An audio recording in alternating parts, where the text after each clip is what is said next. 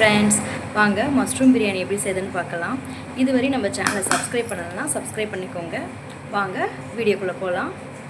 பிரியாணி செய்யறதுக்கு தேவையான பொருட்கள்: மஷ்ரூம், நெய், பச்சை மிளகாய், பெரிய சைஸ் வெங்காயம் 2 கட் பண்ணி வச்சுருக்கேன், மஞ்சத்தூள், பிரியாணி மசாலா, தக்காளி, சீரகம்,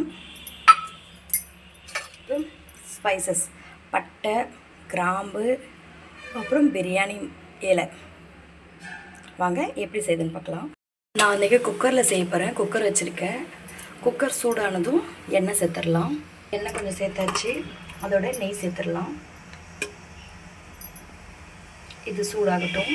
பாருங்கள், நெய்யும் எண்ணெயும் சூடாகிடுச்சு. இப்போ வந்து ஃபஸ்ட்டு சீரகம் சேர்த்துடலாம்.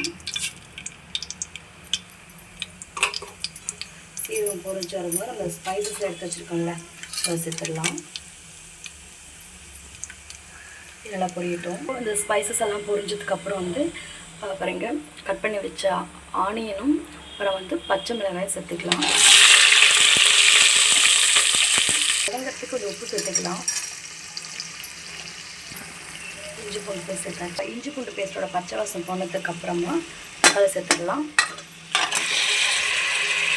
சேர்த்து நல்லா வதக்கிடலாம். இப்போ தக்காளி ஓரளவு வதங்கினதுக்கப்புறம் பிரியாணி மசாலாவும் மஞ்சத்தூளும் சேர்த்துடலாம். சேர்த்து நல்லா வதக்கிடலாம். நல்லா வதங்கிடுச்சு. இப்போ தயிர் சேர்த்துடலாம். மிக்ஸ் பண்ணிக்கலாம். மிக்ஸ் பண்ணியாச்சு. இப்போ வந்து மஷ்ரூம் சேர்த்துடலாம். மஷ்ரூம் சேர்த்தாச்சு. மிக்ஸ் பண்ணிடலாம்.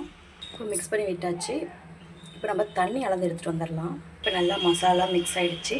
இப்போ வந்து 1 டம்ளருக்கு 2 டம்ளர் தண்ணி மாதிரி நான் வந்து 4 டம்ளர் எடுத்திருக்கேன். அப்போ 8 டம்ளர் தண்ணி சேர்த்துக்கிறேன். பாருங்கள், தண்ணி சேர்த்தாச்சு. தண்ணி வந்து கொதிக்கிற அளவு வெயிட் பண்ணலாம். அதுக்குள்ளே நம்ம அரிசி கழுவி எடுத்துகிட்டு வந்துடலாம். நம்ம வந்து மஷ்ரூம் பிரியாணியில் வந்து வெஜிடபிள்ஸ் கூட சேர்த்துக்கலாம்.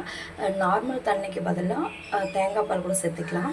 அதை நம்ம இன்னொரு நாளைக்கு செய்யலாம். இன்றைக்கி வந்து தண்ணி வச்சு செஞ்சிடலாம். பாருங்கள், நிறைய இன்றைக்கி நான் வந்து 3 பேக்கெட் மஷ்ரூம் போட்டிருக்கேன்.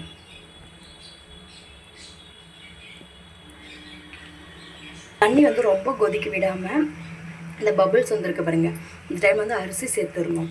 பாருங்கள், நம்ம அரிசி சேர்த்துட்டு நல்லா கொதிக்கிட்டோம். கொதிச்சதும் விசில் போடணும்ல, அதுக்காக.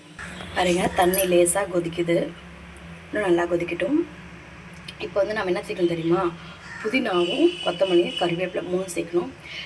அதை வந்து ஃபஸ்ட்டு தேவையான பொருட்கள் அதை காட்டலன்னா யாரும் கமெண்ட் பண்ணாதீங்க. இப்போ சேர்க்கலாம். புதினா, கொத்தமல்லி, கறிவேப்பிலை எல்லாம் சேர்த்தாச்சு. இப்போ குக்கர் மூடி 3 விசில் விட்டுட்டு அப்புறம் பார்க்கலாம். வெயிட் பண்ணுங்கள்.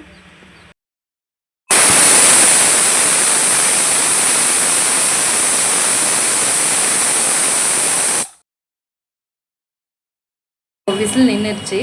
நாம் ஓப்பன் பண்ணலாம். பிரியாணி எப்படி வந்திருக்குன்னு தெரில. வாங்க. வாவ், சுட சுட மஷ்ரூம் பிரியாணி ரெடி.